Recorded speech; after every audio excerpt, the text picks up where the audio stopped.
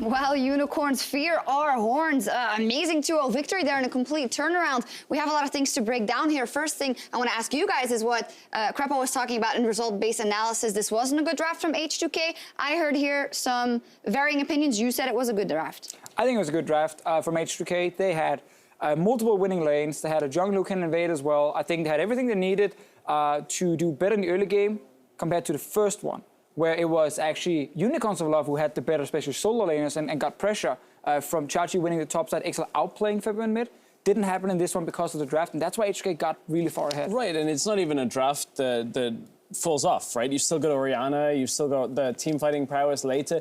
Okay, you're playing without a front line. It's harder to play. This is something we've seen LCK teams do a lot, playing without a front line. And there is less room for error. And the problem for H2K is there are a lot of errors, individual and team-based. You saw February just missing ult after ult after ult. Some of it was his, some of it was communication, but still, H2K just didn't align. That's the late game. Let's look at the early game. With that draft coming in, as you said, Stress, they had a plan, and the first blood, they go straight to that top lane. They say, this is not going to happen again. Good timing overall as well on this, because they catch Chachi before that recall completes, and at this point, Chachi knows there's no real way that Xerxes could get there in time. He was initially pathing down, despite Chachi basically knowing this gank is coming.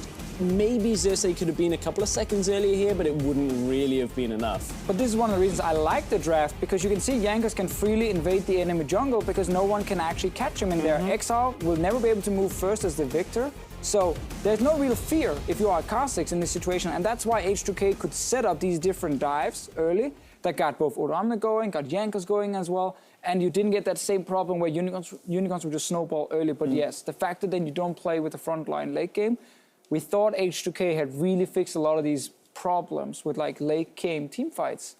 This game proved otherwise. And definitely, they go into the game adapting onto game one, knowing that they will need those strong early lanes, and also working off the premise that there are no problems or not as big of a problems in the late game anymore. Before we get there, though, I do want to highlight a good move by Odoamne, also a fantastic teleport. We had some questions about the flash after, but this is where it's also maybe turning around, but Odo just comes in and smacks them. Yeah, this is how you can play without a front line, obviously, when you have a guy like Rumble coming in with a 5-man ulti. The flash, obviously, not the best for him, but in the end, he gets a massive ulti down. He deals a ton of damage. 6,454. AKA a ton of damage, and he wins the fight for his team in this situation. And this was still when it looked good for H2K. Yeah. But instead of also saying that H2K had like poor late game fights, let's just say that Unicorns of Love played some insanely good late game fights. They did. Their team fighting was really good late game when you look at it. Like, knowing you have a Zillion, you have a GAA on this Nautilus, and the enemy don't have a front line, well, what do you know? Front line's coming back 3 times in the space of a fight, and eventually in the fights that end up winning the game, Chachi, he's your boy. Chachi's your boy, always. All right, let's look at the fight. Let's see what the boy is doing. It all around. And again, a lot of, Baron hesitation also from Jankos there. And well, it's just very split, The rest of H2K is coming now, so that's GA pop. Jankos has to jump away. He's not really able to join the fight, and this is where Unicorn's comp is just perfect. Late game Victor, late game Israel as well, and a big frontline tank. Yeah. So you can see how hard it is for February as well to find the right target. Odoamne, all of this damage that he's been putting out before gets zoned away by this Chaos Storm, and from there, Odoamne on his own, not a tank, can't survive even if he does go in that exchange, so can't put that damage down up front. And in this fight, he had a few seconds left on ulti. So there was no ulti, like we saw in the last one with the 6K insane amount of damage. Didn't have it right here when he really needed it. So that was really, really tough for H2K then to actually win the fight. I Spy with my little player of the series, rather, Visit Chachi, and we were discussing it because we were leaning towards Exile, but in the end, Visit Chachi, that first game on Renekton, and then the late game fights is what tipped the scales. For us, because the first... It's top lane week. It's top lane week. That's why he got it. No. The first game he was insane, but so was Exile. Like, Exile snowballed so many lanes with the blind. This game, though, the big tank in the front was really good. Stress, we need to go to the interview. I just wanted to ask you, you guys obviously had the prediction the other way around, so what was the biggest factor here for the Unicorns of Love? I think game 1, Chachi did play better than Odoamne. I think game 2 was just misplays by H2K and good reaction to it from the Unicorns. I don't want to take anything away from their team fighting. It was very solid at the end of that game. Right, well, we could say that. And for more on that magical clean sweep quick shot is with some very happy Unicorns. Thank you very much. Some happy Unicorns, some sad quick shots. Visit Chachi's Defusio's boy. Anyways, Vizichachi gets Player of the Series. You guys get to actually watch the Analyst Test segment while waiting to talk to me. Hilly, did Chachi deserve Player of the Series? What do you think?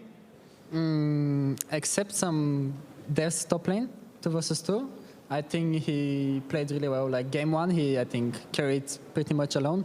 And game 2, our combo was pretty annoying to play against, so I think, yeah, he deserved it. Talking about pretty annoying to play against, Xerxes, you guys bounced back from being so heavily behind. You've lost games, you've been so heavily ahead, and someone else has bounced back on you. So how does it feel being in the winning seat this time round? Our early game was pretty bad, but our mid and late game was good, and we managed to punish their mistakes. So it's really good. How did you manage to punish the mistakes? What was the communication like inside the team when you knew you were so far behind? We just knew we had a better team comp, and we've been through these situations, so we kind of knew what to do, and I think our shot calling was better, so yeah. Well, it definitely showed out at the end. Those team fights were great. Hila saying, why are the Unicorns of Love so good at team fighting this split in the European LCS? Well, I think with this team right now, Xerxes and Samux, we haven't been fighting so well, like previous weeks, for example. I don't think we have fought like better. I think G2 has better team fighting, for example.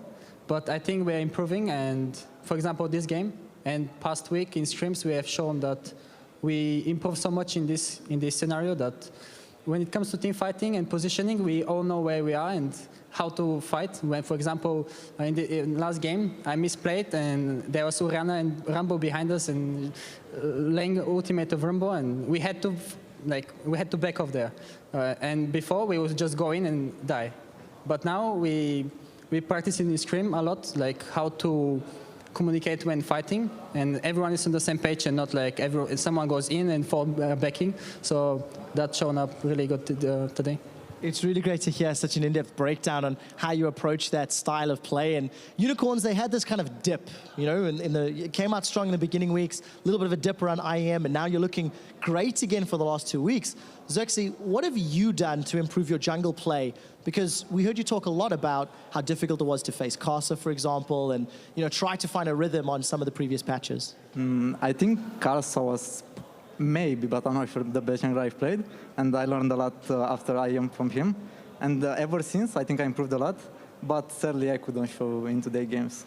Right, so I will keep improving. Look at it this way. You said you couldn't show it, but your team still won 2-0. I want to congratulate you guys. Currently sitting first place in Group B. Well done on the 2-0. Thank you. Thank you. All right, so we're going to head to a break. Before we go, though, let's check in with Professor Pyra as he breaks down some of the stats of the top lane.